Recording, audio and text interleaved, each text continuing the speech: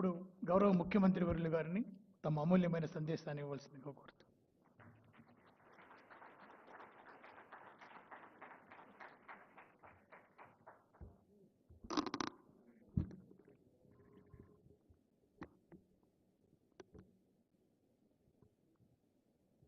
శ్రీకృష్ణ జన్మాష్టమి సందర్భంగా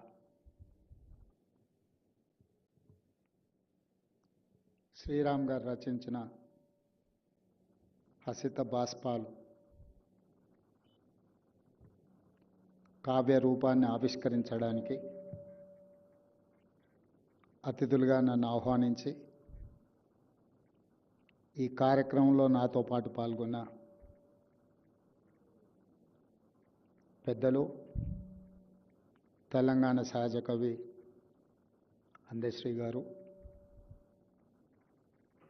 Srinivasaraju IAS officer, Ramakrishna గారు, doctor నూరి దత్తాత్రేయులు గారు, ఇతర ఐఏఎస్ అధికారులు, శ్రీరామ్ గారి కుటుంబ సభ్యులు, అభిమానులు, మీ అందరికీ శ్రీకృష్ణ జన్మాష్టమి శుభాకాంక్షలు.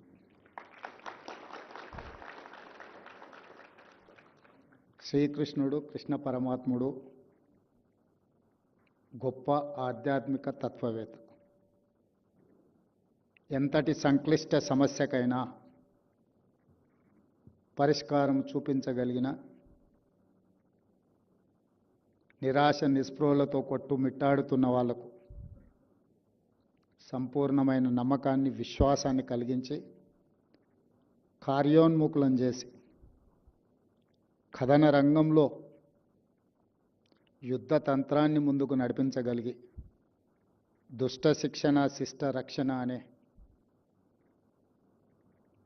గొప్ప సందేశాన్ని ఈ కలియుగానికి అందించింది శ్రీకృష్ణ భగవానుడు. వారి జన్మాష్టమి సందర్భంగా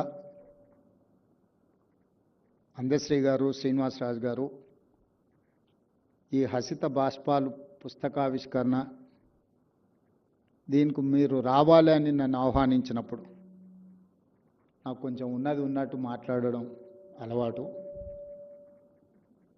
శ్రీరామ్ గారు అని మేమంటున్నాం, శ్రీరామ్ సార్ అని మీరు అందరూ అభిమానంతో పిలుచుకుంటారు.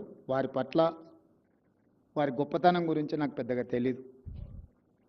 ఒక శుభకార్యంలో కలిసినప్పుడు శ్రీనివాసరాజు గారు నాకు పరిచయం చేసినట్ట నేను జస్ట్ క్యాజువల్గా చేయగలిపి ముందుకు వెళ్ళినా అని వారు నాకు గుర్తు చేసిండ్రు. సాధారణ దుస్తులో గొప్ప వ్యక్తులు ఉంటారని నేను ఎప్పుడు పెద్దగా భావించలేదు. గొప్ప వ్యక్తులు ఆడంబరమైన వస్త్రాలను ధరించి సామాన్య ప్రజల కంటే మేము అతీతులమన్న విధంగా చూసే అలవాటు పడ్డ మనము నిరాడంబరంగా మనతో కలిసి ఉండే వాళ్ళను గుర్తించే గొప్పతనం నా దగ్గర లేదు. వారు చెప్పినప్పుడు కూడా నేను అంతగా ఆలోచించేయలే.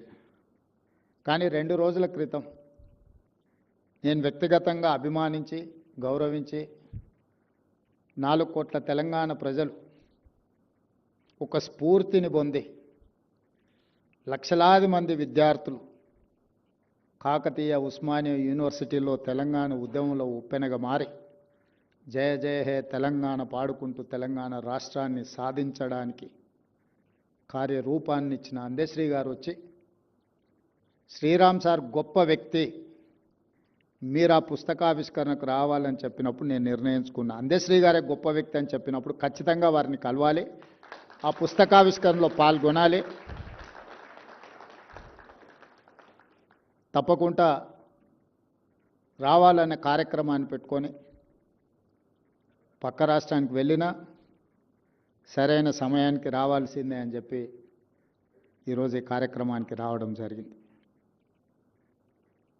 వచ్చే ముందు ఏమీ తెలియకుండా వస్తే కూడా బాగుండదు, ఏమైనా తెలుసుకుందాం అని ప్రయత్నం చేస్తే శ్రీరామ్ సార్ పాలమూరు జిల్లావాడు, మల్దకల్ గ్రామం, గద్వాల ప్రాంతం అంటే నడిగడ్డ ప్రాంతం నుంచి ఒక గొప్ప వ్యక్తి రావడాన్ని నాకు తెలియని సంతోషాన్ని ఇచ్చింది. ఆనాడు సురవరం ప్రతాప్ రెడ్డి గారు కావచ్చు,